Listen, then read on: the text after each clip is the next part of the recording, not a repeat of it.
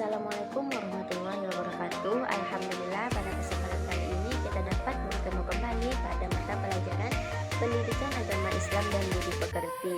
Baik, langsung saja pada pembelajaran kali ini kita akan membahas mengenai hakikat mencintai Allah, yaitu khauf, raja, dan tawakal kepadanya. Baik, langsung saja ke pembahasan yang pertama, yaitu mengenai hakikat mencintai Allah.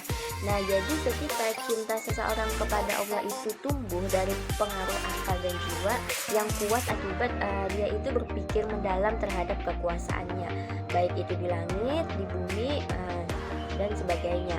Nah, cinta ini akan semakin menggelora dengan merenungkan ayat-ayat Al-Quran dan membiasakan diri kita itu selalu berzikir dengan nama dan sifat-sifat Allah.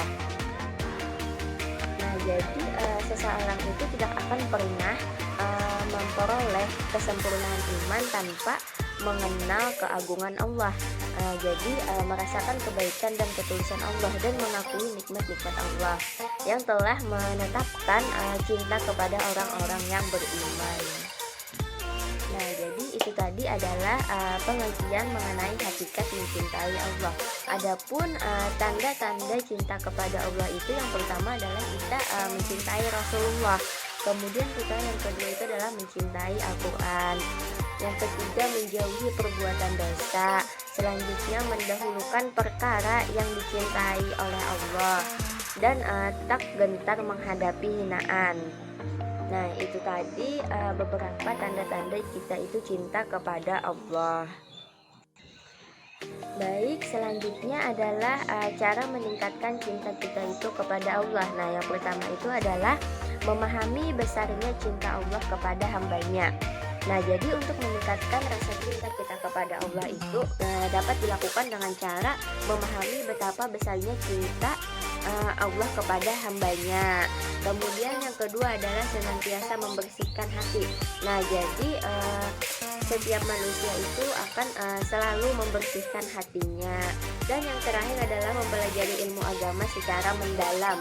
Nah, jadi seseorang yang memahami agama secara luas dan mendalam itu akan menjadikan semakin kita itu cinta kepada Allah.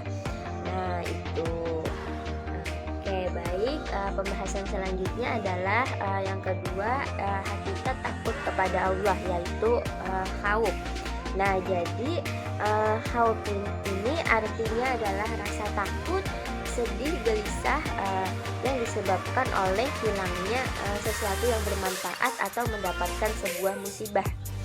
Nah, jadi khauf ini adalah rasa takut dan gelisah ataupun sedih yang sedang kita rasakan. Nah, jadi rasa takut seorang hamba ini adalah merupakan bukti seorang hamba mengenal Allah Subhanahu wa Ta'ala, dan rasa takut ini akan semakin bertambah seiring ditambahnya pengetahuan hamba terhadap Allah. Nah, itu tadi pengertian daripada khauf. Oke, selanjutnya adalah ada beberapa tanda-tanda takut kepada Allah atau khauf tadi. Yang pertama itu adalah tampak dari ketaatannya kepada Allah. Nah, jadi ciri utama seorang hamba yang taat kepada Allah itu dapat diketahui dari tingkat ketakwaannya kepada Allah.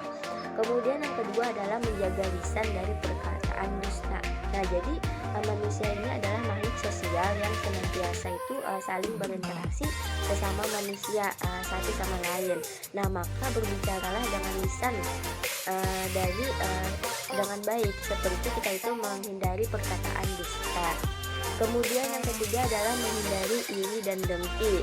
Nah, jadi sifat iri dan dengki ini akan muncul akibat tidak adanya rasa syukur kita itu pada Allah. Nah, jadi kita itu harus menghindari iri dan dengki. Kemudian selanjutnya adalah menjaga pandangan dari kemaksiatan, menjauhi makanan haram. Nah, jadi kita itu harus menjauhi makanan yang mana makanan itu yang haram. Selanjutnya adalah menjaga kaki dan kedua tangan dari sesuatu yang haram tadi. Nah, itu itu tadi beberapa tanda-tanda kita itu takut kepada Allah. Jadi kita itu harus bisa menjaga yang sudah ibu sebutkan tadi. Nah, mungkin itu saja penjelasan mengenai khauf. Baik, selanjutnya kita akan memasuki ke pembahasan yang selanjutnya, yaitu hakikat berharap kepada Allah atau disebut dengan raja. Nah, jadi secara etimologis raja itu berarti mengharap sesuatu yang tidak putus asa. Nah, sedangkan menurut istilah raja itu berarti mengharap untuk memperoleh rahmat dan karunia dari Allah. Nah, sifat raja ini harus disertai dengan optimis, perasaan gembira, kemudian sikap percaya dan yakin akan kebaikan dari Allah Subhanahu wa taala. Nah, lebih dari itu sifat raja ini harus dibarengi dengan amal-amal yang saleh untuk meraih kebahagiaan baik di dunia maupun di akhirat. Maka seseorang itu harus berharap hanya kepada Allah tanpa diikuti dengan amal, maka ia hanya berangan-angan saja gitu. Nah, itu tadi pengertian daripada raja. Adapun cara menumbuhkan sifat raja itu ada beberapa. Yang pertama itu adalah muhasabah atau nikmat-nikmat Allah. Nah, jadi muhasabah atas nikmat-nikmat Allah ini berarti kita itu selalu bersyukur kepada Allah. Jadi jangan sampai kita itu tidak pernah bersyukur kepada Allah. Kemudian yang kedua adalah mempelajari dan memahami Al-Quran. Dan yang terakhir adalah meyakini kesempurnaan karunia dari Allah. Oke, baik, selanjutnya kita memasuki ke manfaat dari sifat raja. Nah, jadi ada beberapa ketika kita itu memiliki sifat dari raja. Yang pertama, kita itu pasti akan semangat dalam ketaatan kepada Allah. Kemudian yang kedua adalah tenang dalam menghadapi kesulitan. Nah, jadi ketika kita hidup kemudian penuh dengan ujian dan cobaan, maka kita itu akan tenang dalam menghadapi kesulitan tersebut. Kemudian yang selanjutnya adalah merasa nikmat dalam beribadah kepada Allah. Dan yang terakhir adalah menunjukkan sifat optimis. Nah, itu tadi beberapa dari manfaat ketika kita itu memiliki sifat raja. Oke, kita ke pembahasan yang terakhir, yaitu mengenai hakikat tawakal kepada Allah.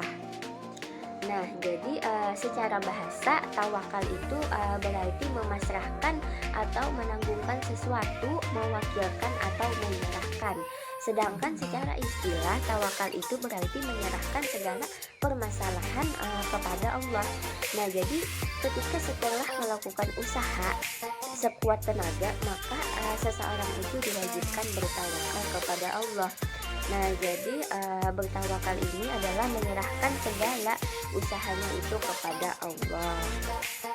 Nah, jadi tawakal ini bukan berarti selalu menyerahkan nasib kita kepada Allah secara mutlak, namun kita itu harus berusaha atau berikhtiar terlebih dahulu dengan sungguh-sungguh, kemudian barulah kita itu bertawakal kepada Allah.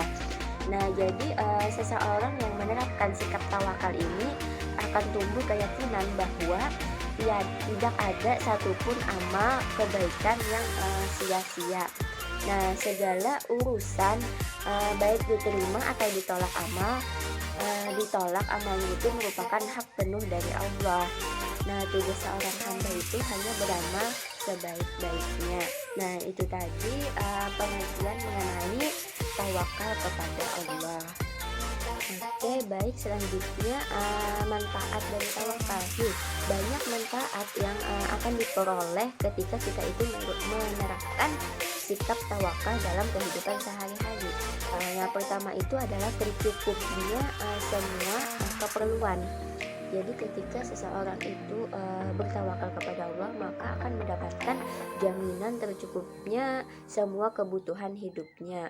Kemudian yang kedua adalah mudah untuk bangkit dari keterpurukan.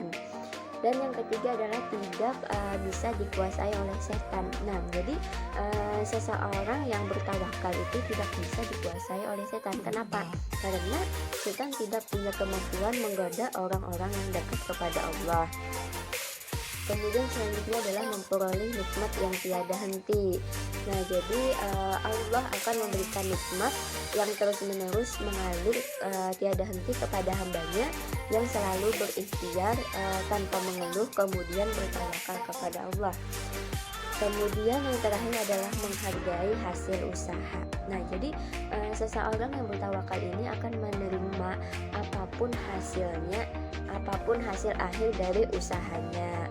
Nah, mungkin itu saja pembahasan mengenai materi kita ya pertemuan kali ini, yaitu materi mengenai hakikat kepada Allah, hakikat mencintai Allah dengan cara khauf, raja, dan tawakal.